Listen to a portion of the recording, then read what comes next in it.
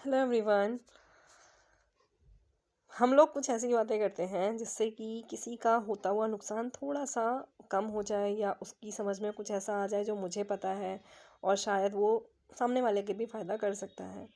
But उसके बावजूद मैंने देखा मेरे कमेंट बॉक्स में कुछ अजीब से कमेंट थे जिन्हें हम लेमन लैंग्वेज में गालियाँ जैसा वर्ड कह सकते हैं। लोग ऐसा क्यों करते हैं नहीं पता। हालांकि मैंने ऐसा कुछ भी नहीं बताया जो इररिलेवेंट है या जो ठीक नहीं है। जो एग्जैक्टली ठीक चीज़ें हैं मैं वही बताती हूँ। चलिए आज आगे चलते हैं।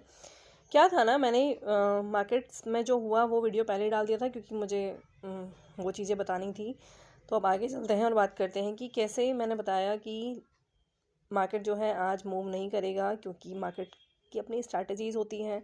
वो पहले से दिख जाता है, चार्ट पर देखकर, डाटा देखकर समझ में आता है कि शायद मूवमेंट नहीं होगा।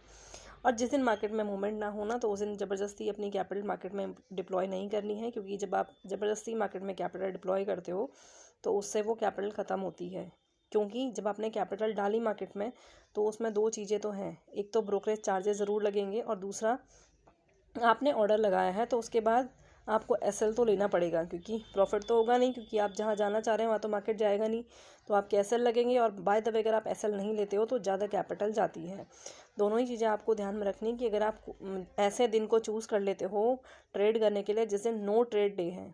आज जैसे जो डेज होते हैं ना वो नो ट्रेड डे माने जाते हैं, क्योंकि उसमें कोई मार्केट में मूवमेंट नहीं है और वो समझ में आता है। ये मैंने लास्ट ही वीडियो में आपको बता दिया था कि अगर आपको प्रीमियम एक्सपायरी वाले दिन बहुत ज़्यादा ख़त्म दिख रहे हैं मॉर्निंग में ही, कल ही जब मार्केट बंद हो रहा था, लास्ट जिस दिन ट्रेडिंग सेशन था उसी दिन दिख रहा था कि जो प्रीमियम है वो ऑलमोस्ट ख़त्म हो रखे हैं।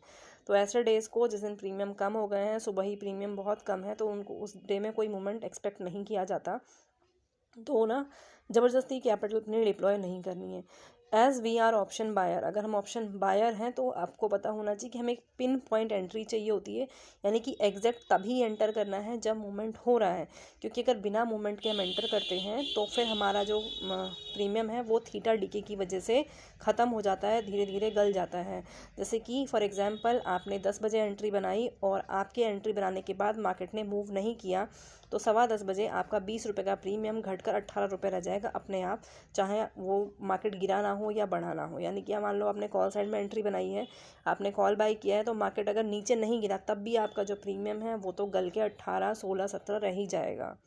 आप मेरी बातों को समझ पा रहे होंगे कि जब भी हम ऑप्शन बायर के नज़रिए से देखते हैं तो हमें थीटा डीके को माइंड में रखना ही है। तो बिना बात अगर कोई नो ट्रेड डे है जिस दिन हमें पता है कि मार्केट मूवमेंट नहीं कर पाएगा, उस दिन मार्केट में एंट्री नहीं बनानी है।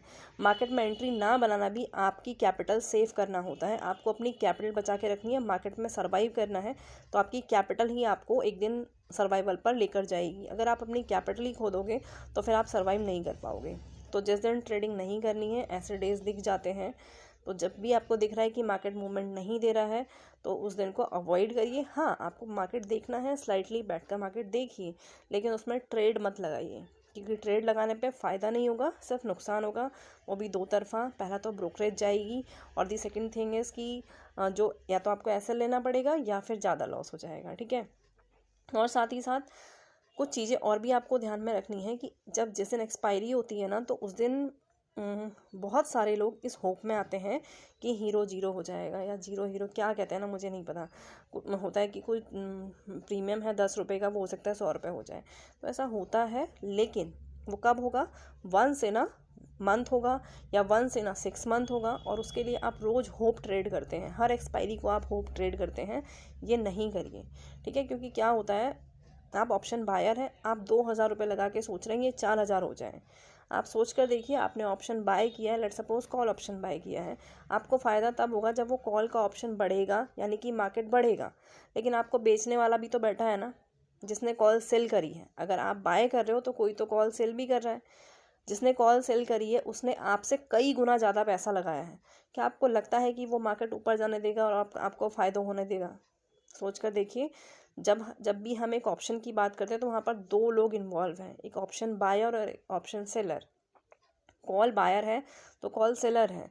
आप कॉल बायर हो तो कोई पीछे बैठा है जो कॉल सेल कर रहा है, जिसने 2 लाख रुपए लगा रखे हैं। क्या वो आपको प्रॉफिट लेकर जाने देगा? क्योंकि प्रॉफिट आपको उसकी कैपिटल में से मिल रहा है। Just think about it. जो बंदा 2 लाख रुपए लगाकर बैठा है, क्या वो मार्केट को ऊपर जाने देगा कि आपके 2,000 रुपये आपको प्रॉफिट हो जाए और आप लेके निकल जाओ? रिलेवेंसी देखना, रिलेवेंट चीज़ों को समझने की कोशिश करना। आपने 2,000 रुपये लगाए और आप सोच रहे हैं कि ये 2 का 4 हो जाए। अगला 2 लाख रुपए लगा के बैठा है, क्या वो आपके 2 के 4 होने देगा? क्योंकि वो जो 2,000 आपको मिलेंगे ना एक्स्ट्रा, वो उसकी कैपिटल काट के मिलेंगे।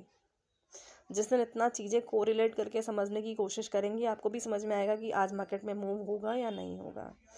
चीज़ें अगर रेलेवेंट लगती हैं, समझ में आती हैं, तो वीडियो को लाइक कर दीजिएगा। हो सके तो एक पॉजिटिव सा अच्छा सा कमेंट कर दीजिएगा। नेगेटिव भी करिए, नेगेटिव कमेंट में कोई बुराई नहीं है, but that negative comment should be in आप मैनरफुल लैंग्वेज ना। चलिए आज के लिए इतना ही रखते हैं। अगर कुछ आपको समझना हो या आपको जानना हो तो आप मुझे कमेंट कर दीजिएगा, उस पर भी मैं डिस्कशन कर लूँगी।